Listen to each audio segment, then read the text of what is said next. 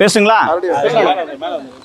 லஞ்ச ஒழிப்புத்துறையின் இயக்குனராக இருந்த திரு அருண் அவர்கள் மீதும் அவரது மனைவி திருமதி யமுனா தேவி ஐஆர்எஸ் அவர்கள் மீதும் அவர்கள் இருவருடைய மகள்கள் சார்வியா அருண் மற்றும் இனியா அருண் ஆகியோர் மீதும் சொத்து குவிப்பு வழக்கு தாக்கல் செய்ய வேண்டும் என்று இன்று லஞ்ச ஒழிப்புத்துறை அலுவலகத்திற்கு வந்து உயர் அதிகாரிகளை சந்தித்து மனுவை அளித்துவிட்டு நான் இங்கே வந்திருக்கிறேன்.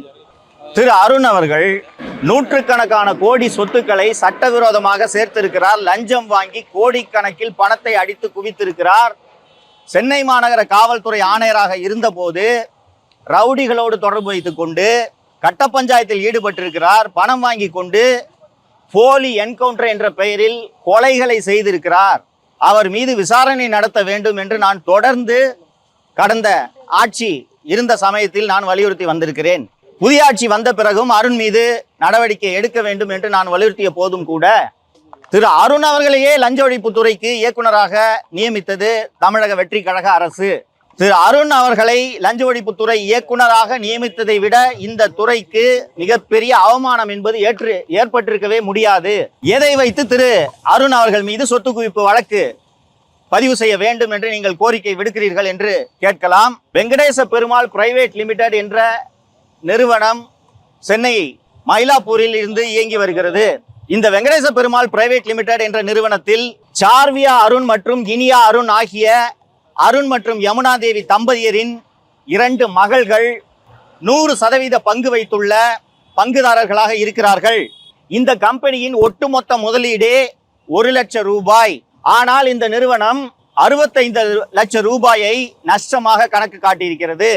ஆனால் வெறும் 1 லட்சம் ரூபாய் முதலீட்டை கொண்ட இந்த நிறுவனம் 65 லட்சம் ரூபாய் நஷ்டத்தை சந்தித்துக் கொண்டிருக்கக்கூடிய இந்த நிறுவனத்திற்கு யாரோ சில தனியார்கள் 24 கோடி ரூபாய் கடன் கொடுத்துள்ளார்கள் என்று வருமான வரித்துறையில் சார்வியா அருண் மற்றும் இனியா அருண் ஆகிய 2 பேரும் கணக்கு தாக்கல் செய்துள்ளார்கள். ஒரு கல்லூரி படிக்கும் பெண்ணையும் பள்ளியில் படிக்கும் பெண்ணையும் நம்பி எந்த வங்கியோ எந்த தனிநபரோ எப்படி 24 கோடி ரூபாயை கடனாக கொடுப்பார்கள் என்பது நாம் அத்தனை பேருக்கும் தெரியும். இந்த வெங்கடேச பெருமாள் பிரைவேட் லிமிடெட் போலவே 10க்கும் மேற்பட்ட நிறுவனங்களை திரு அருண் பினாமி பெயரில் நடத்தி கொண்டிருக்கிறார். 7 hills private limited, Perumal private limited என்று பல்வேறு நிறுவனங்களை திரு அருண் அவர்கள் பினாமி பெயரில் நடத்தி கொண்டிருக்கிறார். திரு அருண் மட்டும் சட்டவிரோதமாக லஞ்சம் வாங்கி இந்த சொத்துக்களை சேர்க்கவில்லை. ஐஆர்எஸ் அதிகாரியாக இருக்கக்கூடிய திரு அருண் அவர்களுடைய மனைவி யமுனா தேவி அவர்கள் மிக மிக முக்கியமான ஒரு பொறுப்பில் கடந்த சில ஆண்டுகளாக வேலை செய்து வருகிறார். சர்வதேச கடத்தலில் ஈடுபடுபவர்கள், சர்வதேச போதை மருந்து கடத்தலில் ஈடுபடுபவர்களின் சொத்துக்களை அந்தந்த துறைகள் பறிமுதல் செய்யும். அப்படி பறிமுதல் செய்யப்படும் சொத்துக்களை விடுவிக்க வேண்டுமா வேண்டாமா என்ற தீர்ப்பாயத்தில் நீதிபதியாக திருமதி யமுனா தேவி கடந்த சில ஆண்டுகளாக பணியாற்றி வருகிறார். திரு அருண் அவர்களைப் போலவே யமுனா தேவியும் கோடிக்கணக்கில் லஞ்சம் வாங்கி சொத்துக்களை குவித்திருக்கிறார். திரு அருண் அவர்களுக்கு அவருடைய 2 மகள்கள் மட்டும் பினாமி அல்ல, ஜிடிஎம் என்கிற கௌதம் உள்ளிட்ட பலர் அருண் அவர்களுக்கு பினாமியாக இருந்து வருகிறார்கள். இவர்கள் அத்தனை பேரின் சொத்துக்களையும் பறிமுதல் செய்ய வேண்டும், முடக்க வேண்டும் என்பதைத்தான் நான் பல ஆண்டுகளாக வலியுறுத்தி கொண்டிருந்தேன். இன்று பல்வேறு வலியுறுத்தல்களுக்கு பிறகு திரு அருண் அவர்களை தமிழக முதல்வர் அவர்கள் லஞ்ச ஒழிப்புத்துறையிலிருந்து மாற்றி ஊனமாஞ்சேரி காவலர் பயிற்சி கல்லூரியில் கூடுதல் இயக்குனராக நியமித்திருக்கிறார்.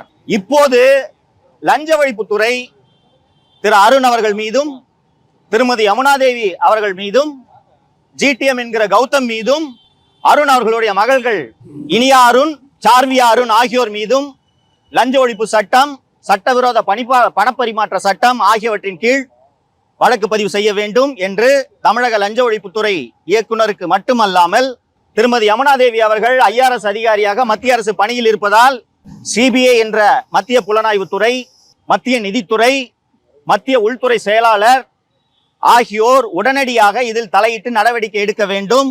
திருமதி யமுனா தேவி மற்றும் திரு அருண் ஆகியோர் பணி இடைநீக்கம் செய்யப்பட வேண்டும் என்ற கோரிக்கையோடு இந்த புகார்களை அவர்களுக்கும் தபால் மூலமாக அனுப்பியிருக்கிறேன். இன்று லஞ்ச ஒழிப்புத்துறையிலே நான் சந்தித்த உயரதிகாரிகள் இதன் மீது நடவடிக்கை எடுக்க அரசுக்கு பரிந்துரை செய்வதாக தெரிவித்துள்ளனர். கொஸ்டின் எதுவும் இருக்கா? தொடர்ச்சியாகவே நீங்க புகார் சொல்றீங்க, ஆனா இது வரைக்கும் நடவடிக்கை எடுக்கல. ஆனா அவருக்கு மேலும் அரசு பதவி கொடுத்தாங்கல்ல, தொடர்ச்சியாக கம்ப்ளைண்ட் இருக்குமா கூடுதலா கொடுத்துட்டே இருக்காங்க. இல்ல கொடுத்துட்டாங்க. ஏற்கனவே அவர் லஞ்ச ஒழிப்புத்துறையின் இயக்குநராக முக்கியமான பதவியில் இருந்தார். இங்கே வந்தும் அவர் நேர்மையாக பணியாற்றவில்லை. திமுக அமைச்சர்கள் ஏவா வேலு மற்றும் சேகர்பாபு போன்றோர் மீது பதிவு செய்யப்பட்ட வழக்கு குறித்த தகவல்களை வெளியே கசிய விட்டு திமுகவுக்கு விசுவாசமாக இருந்தார். ஆனால் தமிழக முதல்வர் உடனடியாக தலையிட்டு அவரை இந்த பதவியிலிருந்து மாற்றியது எனக்கு கண்டிப்பாக நடவடிக்கை எடுக்கப்படும் என்ற நம்பிக்கையை ஏற்படுத்தியிருக்கிறார். இந்த குற்றச்சாட்டு வச்சிருக்கீங்க, இதுக்குண்டான முழு ஆதாரங்கள் கொடுத்திருக்கீங்களா? போதுமான ஆதாரங்களை நான் லஞ்ச ஒழிப்புத்துறைக்கு கொடுத்திருக்கிறேன். நான் ஒரு தனி நபர். நான் லஞ்ச ஒழிப்புத்துறை மற்றும் சிபிஐ போன்ற ஏஜென்சிஸ் தான் இதற்கு தேவையான தரவுகளை சேகரித்து நடவடிக்கை எடுக்க வேண்டும். இதுக்கு அவங்க என்ன சார் சொன்னாங்க? நாங்கள் இதை அரசுக்கு நடவடிக்கை எடுப்பதற்காக பரிந்துரைக்கிறோம் என்று சொன்னார்கள். தமிழக முதல்வர் அருண் மீதான புகார்களை விசாரிப்பதற்கு ஏற்கனவே உத்தரவிட்டிருக்கிறார் என்ற தகவலின் அடிப்படையில் தான் நான் இந்த புகாரை லஞ்ச ஒழிப்புத்துறையில இன்று அளித்தேன். அருண் அவர்கள் மேல தொடர்ச்சியா நீங்க குற்றச்சாட்டு வச்சுட்டு வரீங்க. அவர் மூலியமா உங்களுக்கு ஏதாச்சும் ஒரு இடைஞ்சல்கள் வருதா? என்னால் தான் அவருக்கு இனி இடைஞ்சல் வரும். அவர் எனக்கு இடைஞ்சல் கொடுத்தல் காலங்கள் எல்லாம் முடிந்து விட்டது. சொல்லி சார், உங்க மேல வழக்கு பதிவு பண்ணதால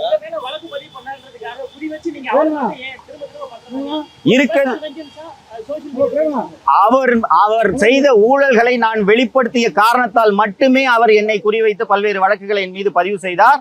அவர் மீது இருக்கும் ஊழலுக்கான ஆதாரங்களை நான் இப்போது லஞ்ச ஒழிப்புத்துறையிலும் அளித்திருக்கிறேன். தொடர்ந்து விசாரணை அதிகாரிகள் என்னிடம் விசாரணை செய்தாலும் நான் அளிக்க தயாராக இருக்கிறேன். ஆதாரம் இல்லாமல் நான் அருண் மீது எந்த குற்றச்சாட்டையும் சுமத்தவில்லை. தேங்க்யூங்க. தேங்க்யூ.